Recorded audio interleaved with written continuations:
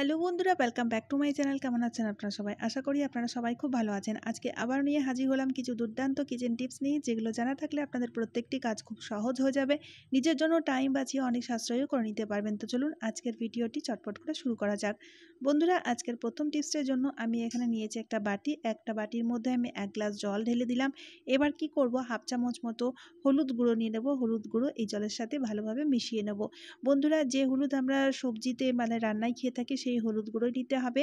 হলুদ গুঁড়োর মধ্যে anti fungal, anti bacterial property থাকে, তাই যা সমস্ত রকম জীবাণু ব্যাকটেরিয়াকে ধ্বংস করতে খুবই সাহায্যকারী। তারপরে আমাদের নিয়ে নিতে হবে একটা ট্যাবলেট। যে কোনো ট্যাবলেট এখানে আপনারা নিয়ে নিতে পারেন। যদি আপনাদের কাছে এক্সপায়ার ট্যাবলেট রয়েছে সেটাও নিতে পারেন, ঠিক আছে? আর আপনারা চাইলে ট্যাবলেটটা গুঁড়ো করেও অ্যাড করতে পারেন। আমি এখানে কিন্তু গোটা ট্যাবলেটই দিয়ে দিলাম। এবার ট্যাবলেটটা মিশে যাওয়া পর্যন্ত আমাদের কিন্তু 5 মিনিটের জন্য অপেক্ষা করতে হবে। ট্যাবলেট ভালোভাবে গুলে মিশে গেছে। এবার কি করব, নিয়ে নেব একটা স্প্রে বোতল। আমি স্প্রে বোতলের মধ্যে কিছুটা সলিউশন এইভাবে দেখুন ঢেলে দিলাম। দারুণ একটা সলিউশন রেডি হয়ে গেছে। তো এই সলিউশনটার ইউজ আমি পরে বলছি, তার আগে বলি যে বাটিতে রয়েছে সেটা আমরা কিভাবে কোথায় ইউজ করব। বন্ধুরা, আমরা প্রত্যেকেই কিন্তু টয়লেট পরিষ্কার পরিচ্ছন্ন করে রাখি। আর প্রত্যেক দিন তো আমাদের টয়লেট পরিষ্কার করা সম্ভবও না। তা সত্ত্বেও কিন্তু আমরা যথাযথ টয়লেট পরিষ্কারই রাখি। তা সত্ত্বেও কিন্তু এই টয়লেটের মধ্যে অনেক ব্যাকটেরিয়া, জার্মস জমে যায়, যেগুলো কিন্তু খালি চোখে দেখা যায় না। তাই বন্ধুরা, এই টয়লেট আমাদের সবসময় কিন্তু ডিসইনফেক্ট করা উচিত। মাঝে মধ্যে কিন্তু আপনাদের এইভাবে ডিসইনফেক্ট করা খুবই দরকার। এতে কি হবে, যত রকমের জীবাণু ব্যাকটেরিয়া থাকবে সব কিন্তু ধ্বংস হয়ে যাবে। তো এখানে দেখুন বন্ধুরা, এই যে মিশ্রণটি আমি তৈরি করেছি সেই মিশ্রণটি টয়লেট সিটে ভালোভাবে ঢেলে দিলাম। এই যে ভালোভাবে ঢেলে দেওয়ার পরে এবার কি করতে হবে, 1 থেকে 1.5 ঘন্টা মতো রাখতে হবে। তারপরে জল দিয়ে এইভাবে ধুয়ে তারপরে আপনারা টয়লেট ইউজ করতে পারেন। তো এইভাবে টয়লেট ইউজ করলে দেখবেন আপনাদের টয়লেট পুরোপুরিভাবে ডিসইনফেক্ট হয়ে যাবে। যত রকমের ব্যাকটেরিয়া, জীবাণু থাকবে সব কিন্তু পুরোপুরিভাবে ধ্বংস হয়ে যাবে। 15 দিনে একবার অবশ্যই করবেন, তাহলে দেখবেন বন্ধুরা আপনাদের টয়লেটের মধ্যে কোনো রকম কোনো ব্যাকটেরিয়া বা জার্মস একদমই থাকবে না। তো বন্ধুরা, এবার আমি আপনাদের বলি, যে স্প্রেটা যেটা আমি বলেছিলাম পরে ইউজ দেখাবো। তো আপনারা যখন বাইরে কোথাও যাবেন তখন অবশ্যই এই স্প্রেটা ব্যাগে করে সঙ্গে করে নিয়ে যাবেন। আর আপনারা যখন পাবলিক টয়লেট ইউজ করার আগে এই স্প্রেটা টয়লেট সিটের মধ্যে ভালোভাবে স্প্রে করে দিতে হবে। কারণ বন্ধুরা, পাবলিক টয়লেটের মধ্যে প্রচুর ব্যাকটেরিয়া, জীবাণু থাকে, যার ফলে ইনফেকশন ছড়ানোর ভয় থাকে। বিশেষ করে মহিলাদের ইউরিন ইনফেকশন কিন্তু সবচেয়ে বেশি হয়ে থাকে। আর এই ধরনের পাবলিক টয়লেট ইউজ করার ফলে কিন্তু এই সমস্যাটি বেশি দেখা যায়। তাই পাবলিক টয়লেট ইউজ করার আগে যদি এইভাবে স্প্রে করে দিতে পারেন, তাহলে আর কোনো ইনফেকশনের ভয় থাকবে না। বন্ধুরা, রাত্রেবেলা ঘুমানোর সময় আমরা প্রত্যেকেই কিন্তু মশারি ইউজ করে থাকি, আর ইউজ করাও উচিত। কিন্তু সমস্যাটি কি হয়, যখন সকালবেলায় আমরা ঘুম থেকে উঠি, বিছানাপত্র যখন ঠিকঠাক করি, বিছানাপত্র যখন আমরা গুছাই, তার সাথে সাথে কিন্তু মশারিটাও কিন্তু আমাদের গুছাতে হয়। আর মশারিটা ঠিকঠাক মতো করে ফোল্ড করা যায় না, খুব ঝামেলা লাগে। আর দ্বিতীয়ত হচ্ছে, মশারিটা কোথায় বা রাখবো বুঝে উঠতে পারি না। বিছানার মধ্যে রাখলে দেখবেন অগোছালো লাগে, বিছানাটা একদম মেসি লাগে। তো সেক্ষেত্রে বন্ধুরা, একটা আইডিয়া শেয়ার করছি, দেখুন খুব কাজে দেবে। এখানে তার জন্য কি করতে হবে, নিয়ে নিতে হবে পিলো কভার, মানে বালিশের কভার। তো এবার কি করব, মশারিটাকে এক্ষেত্রে কিন্তু আপনারা যদি প্রপারভাবে ফোল্ড নাও করে থাকেন, ভাঁজ নাও করে থাকেন, তাহলেও চলবে। এইভাবে মশারিটাকে যদি দুমড়ে ভরে দিতে পারেন বালিশের কভারের ভেতরে, তাহলে দেখবেন বন্ধুরা খুব সুন্দর মতো মশারিটা অর্গানাইজ হয়ে যাবে। দ্বিতীয়ত হচ্ছে, খুব সুন্দর মতো বালিশ হিসাবেও কিন্তু আপনারা এই পিলোটার ইউজ নিতে পারবেন। অনেক সময় হয় না, বাড়িতে অনেক গেস্ট এসে থাকে, সেক্ষেত্রে কিন্তু এক্সট্রা বালিশ না থাকলে কিন্তু এইভাবে আপনারা বালিশেরও ইউজ করতে পারবেন। আর সবচেয়ে বড় কথা হচ্ছে, প্রত্যেক দিন এইভাবে যদি মশারি এই পিলো কভারের ভেতরে যদি ঢুকিয়ে রাখতে পারেন, তাহলে দেখবেন রাখার কোনো সমস্যা হবে না। বাকি বালিশগুলো যেখানে আপনারা বিছানার মধ্যে রাখবেন, সেখানে আপনারা খুব সহজেই রেখে নিতে পারবেন। তাহলে কিন্তু আর কেউ বুঝতেই পারবে না যে এই বালিশটার মধ্যে মশারি ঢোকানো আছে। তো কেমন লাগলো আইডিয়াটা অবশ্যই আমাকে কমেন্ট করে জানাবেন। তাই বন্ধুরা, এবার থেকে মশারি গোছানোর বা রাখার কোনো সমস্যা হবে না আশা করা যায়। চলে এলাম পরবর্তী টিপস নিয়ে।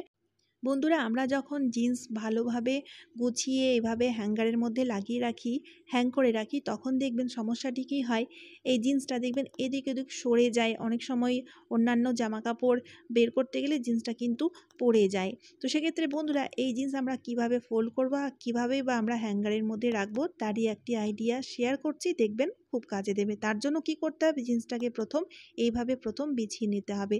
তারপর দেখুন বন্ধুরা জিন্সের পা দুটোকে উপর দিকে ভাঁজ করে দিতে হবে। এবার আমাদের নিয়ে নিতে হবে হ্যাঙ্গার। এবার কি করব, জিন্সের একটা পা এইভাবে হ্যাঙ্গারের মধ্যে ঢুকিয়ে তারপরে দেখুন এইভাবে এই দিকে আমি ফোল্ড করে নেব। ভিডিওটি একটু লক্ষ্য করে দেখলেই আপনারা খুব সহজেই বুঝতে পারবেন, একদম জলের মতো সহজ হয়ে যাবে। তারপরে আবার দ্বিতীয় পায়ের যে অংশটা আছে সেটাও কিন্তু আমি হ্যাঙ্গারের মধ্যে ঢুকিয়ে দিয়েছি। এইভাবে যদি জিন্সগুলোকে আমরা হ্যাঙ্গারের মধ্যে হ্যাং করে রাখতে পারি তাহলে দেখবেন জিন্সটা একদম লক হয়ে যাবে। আর কোনো মতেই কিন্তু এই জিন্সটাকে মানে হ্যাঙ্গারটাকে যতই আপনারা নড়াচড়া করুন না কেন তা সত্ত্বেও কিন্তু এই জিন্স হ্যাঙ্গার থেকে খুলে পড়ে যাবে না বা স্লিপ করবে না। আশা করছি আইডিয়াটি ভালো লাগবে। চলে এলাম পরবর্তী টিপস নিয়ে। বন্ধুরা প্রত্যেক বাড়িতেই কিন্তু গ্যাসের ইউজ হয়ে থাকে, আর আমরা যেখানে সিলিন্ডার রেখে থাকি আপনারা দেখবেন সিলিন্ডারের নিচে জংয়ের দাগ বসে যায়। এই জংয়ের দাগটা এতটাই জেদি হয়ে থাকে, ঠিক মতো পরিষ্কার করা সম্ভব হয় না, মেঝেটাও খারাপ হয়ে যায় বা মেঝেটা দেখতেও খারাপ লাগে না জংয়ের দাগ থাকলে। তো সেক্ষেত্রে বন্ধুরা একটা আইডিয়া শেয়ার করছি, যখনই নতুন সিলিন্ডার বাড়িতে আসবে তখন আপনারা এই কাজটি চটজলদি করে নেবেন। নিয়ে নিতে হবে ফেয়ার অ্যান্ড লাভলি। এবার আমি কি করেছি দেখুন, হাতের তালুতে অল্প একটু ফেয়ার অ্যান্ড লাভলি বের করে নিয়েছি। এবার আঙুলের সাহায্যে দেখুন সিলিন্ডারের নিচের অংশে এইভাবে আমি কি করব, ফেয়ার অ্যান্ড লাভলিটাকে লাগিয়ে নেব। ফেয়ার অ্যান্ড লাভলিটাকে লাগিয়ে নেওয়ার ফলে কি হবে দেখবেন কোনো মতেই কিন্তু আর সিলিন্ডারের মধ্যে জং ধরবে না বা মেঝেতে কোনো রকম জংয়ের দাগ বসবে না। কারণ বন্ধুরা ফেয়ার অ্যান্ড লাভলিটা একটু চিপচিপে ধরনের, একটু স্টিকি টাইপের হয়, যার ফলে কি হয় জং লাগতে দেয় না। আর সিলিন্ডারের মধ্যে যদি জংই না লাগে তাহলে ফার্সের মধ্যে কিন্তু জংয়ের কোনো রকম কোনো দাগ বসতে পারবে না বা লাগতে পারবে না।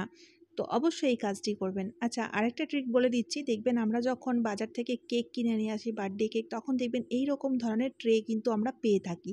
আমরা প্রত্যেকেই কিন্তু এগুলো ফেলে দিই, কোনো কাজের নয় বলে, তবে বন্ধুরা ফেলবেন না। আপনারা যদি এই ট্রের ইউজ নিয়ে থাকেন সিলিন্ডার রাখার জন্য তাহলেও দেখবেন বন্ধুরা মেঝের মধ্যে কোনো রকম কোনো জংয়ের দাগ লাগতে পারবে না। কারণ এই ট্রের মধ্যে আমি সিলিন্ডারটা যেহেতু রাখছি তাই সরাসরি মেঝের মধ্যে সিলিন্ডারের কোনো টাচ থাকবে না। তাই বন্ধুরা সিলিন্ডার রাখার জন্য যদি আপনাদের বাড়িতে কোনো রকম কোনো ট্রলি না থাকে তাহলে আর চিন্তা করতে হবে না। এই যে দুটো ট্রিক আমি বলে দিলাম অবশ্যই ট্রাই করে দেখবেন। আশা করছি ভিডিওটি আপনাদের দারুণ কাজে দেবে। তো চলুন এবার দেখে নেওয়া যাক পরবর্তী টিপসটা। বন্ধুরা বাজার থেকে যখনই চা পাতা কিনে আনবেন অবশ্যই এই কাজটি করে নেবেন। কেন করতে হবে সেটাও আমি আপনাদের বলছি। তো দেখুন বন্ধুরা চা পাতার প্যাকেটটা প্রথম কাঁচি দিয়ে খুলে নিতে হবে। খুলে নেওয়ার পরে চালনি দিয়ে বা এই রকম ছাঁকনি দিয়ে আপনাদের চেলে নিতে হবে চা পাতা। ঠিক আছে? এই কাজটি কিন্তু অবশ্যই করবেন। কারণ বন্ধুরা চা পাতার মধ্যে অনেক ডাস্ট থাকে। ডাস্ট পার্টিকেলগুলো আমাদের শরীরের পক্ষে, আমাদের বডির পক্ষে কিন্তু খুবই ক্ষতিকারক। আর চায়ের এই ডাস্ট পার্টিকেলগুলো চায়ের মাধ্যমে আমাদের পেটে চলে যায়, যার ফলে কি হয় আমাদের শরীরে কিন্তু অনেক ক্ষতি হতে পারে। তাই বন্ধুরা চা পাতা কিনে আনার পরে অবশ্যই এভাবে চেলে নেবেন, তাহলে দেখবেন এই ডাস্ট পার্টিকেলগুলো একদম আলাদা হয়ে যাবে। আর এগুলো ফেলার কোনো দরকার নেই, আপনারা গাছের গোড়ায় দিয়ে দেবেন, তাহলে দেখবেন খুব সুন্দর একটা ফার্টিলাইজারও কাজ হয়ে যাবে। তো কেমন লাগলো আইডিয়াটি অবশ্যই আমাকে কমেন্ট করে জানাবেন। আর যখন চা পাতা আনবেন অবশ্যই কিন্তু এই কাজটি করতে ভুলবেন না। তো চলুন বন্ধুরা আজকের মতো এই পর্যন্ত। যদি ভিডিওটি ইউজফুল মনে হয় তাহলে ভিডিওটি শেয়ার করতে ভুলবেন না, তার সাথে সাথে চ্যানেলটিকে সাবস্ক্রাইব করে আমার পাশে থাকবেন। তো চলুন আবারও দেখা হচ্ছে অন্য কোনো নতুন ভিডিওতে। টাটা বন্ধুরা।